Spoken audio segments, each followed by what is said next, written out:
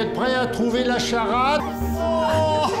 Ça va être génial de parler avec ses potes avec un filtre chien, super! Bonjour à tous et bienvenue dans Tech Break, votre rendez-vous high-tech par 01net.com. Et cette semaine, l'actu qu'on vous a choisi, c'est Portal. Mais on parle pas du tout du jeu vidéo là. Portal, c'est un espèce de cadre photo intelligent que veut lancer Facebook en France à partir du 15 octobre. Ce produit vous permet d'appeler vos amis Messenger et vos amis WhatsApp en vidéo. Vous allez avoir une caméra qui va vous suivre selon si vous vous déplacez à gauche ou à droite, qui va zoomer sur celui ou celle qui parle si vous êtes plusieurs. Et là vous vous dites sûrement, Facebook vous mettre une caméra chez moi, c'est pas le top. Et vous n'avez pas complètement tort, la confidentialité chez Facebook c'est un peu un sujet sensible. Du coup sur les produits Portal vous avez un petit interrupteur qui permet de cacher physiquement la caméra et de couper tous les circuits des micros. Bon sinon quand vous ne servez pas de Portal pour passer des appels, c'est un cadre photo classique, ça embarque Alexa et vous pouvez jouer de la musique sur Spotify ou Amazon Music si vous voulez. Pour ce qui est des prix, ça commence à 149 € et ça peut monter jusqu'à 200 €.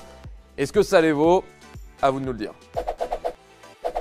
Et le chiffre de cette semaine, c'est 65. C'est le nombre de jeux disponibles au moment où on tourne cette vidéo sur Apple Arcade. Petite mise au point si vous en avez besoin, Apple Arcade, c'est la plateforme de jeux lancée par Apple cette semaine. Pour le prix, ça coûte 4,99 € par mois et vous avez un mois d'essai gratuit. Avec cet abonnement, vous pourrez jouer évidemment sur iPhone, iPad, Apple Télé et Mac. Vous aurez aussi la possibilité de jouer avec une manette Xbox ou PS4. Apple promet des nouveaux jeux sur la plateforme chaque semaine. Les jeux du catalogue Apple Arcade seront tous exclusifs sur mobile. C'est-à-dire que vous ne les retrouverez jamais sur Android, mais potentiellement vous pourrez les voir soit sur Switch ou PS4 ou même Xbox. Alors pour 5 € par mois, il y a quand même pas mal de jeux. Maintenant à voir si sur la durée, ça peut être convaincant. Petite question de la semaine sur Apple Arcade du coup, que pensez-vous du service? Comptez-vous y souscrire? Répondez-nous dans les commentaires, on en sélectionnera 2 la semaine prochaine.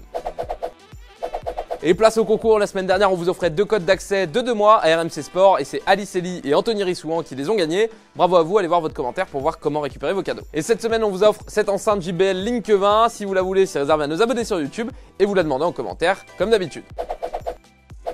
Et la vidéo de cette semaine, bah en fait c'est la nôtre. La semaine dernière on parlait d'un don qu'avait reçu Wikipédia après une attaque informatique. Et à la fin on a fait une petite blague sur le fait qu'il serait toujours possible de changer les fiches sur Wikipédia. Et il se trouve que ça a pas fait tellement rire le compte Wikipédia en français qui est tenu par des contributeurs bénévoles. Et on vous le dit souvent, on lit tous les commentaires et on a vu qu'il y avait quelques personnes qui n'ont pas trop kiffé non plus. Pour vous expliquer un peu, nous pour vous montrer la capture qu'on avait faite, on a changé la page Wikipédia et il se trouve qu'il y a quelques autres personnes aussi qui l'ont fait après avoir vu l'épisode. On suit régulièrement le bon boulot des bénévoles de Wikipédia sur 01net.com et pour preuve c'est que la modification qu'on a faite pour avoir la capture, elle est restée en ligne 1 minute. En réalité, ce qu'on a voulu faire, c'est plus un clin d'œil rigolo et un peu maladroit certes sur Wikipédia et absolument pas faire perdre du temps à des bénévoles, donc désolé pour ça. Et sachez que les blagues qu'on fait ici, le but c'est que ce soit bienveillant, sympa et absolument pas méchant. Par contre, si vous voulez modifier des fiches pour écrire des vraies infos et des choses pertinentes, n'hésitez pas évidemment.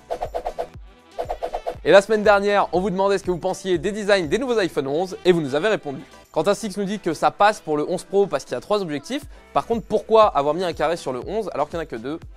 Et Macayo nous dit qu'il nous trouve dur avec le design, c'est un peu vrai, mais il trouve que ça passe et que ça aurait pu être pire, notamment si le bloc avait été sur fond noir comme on l'a vu sur certaines maquettes. Merci à tous pour vos commentaires, les avis étaient assez différents et c'est toujours super intéressant de vous lire. Et c'est la fin de cet épisode de Tech Break, merci à tous de l'avoir suivi. N'hésitez pas à lâcher un petit pouce bleu si l'épisode vous a plu, à nous dire ce que vous en avez pensé, répondre à nos questions, on lit tous les commentaires. Et moi je vous dis rendez-vous la semaine prochaine ici, salut!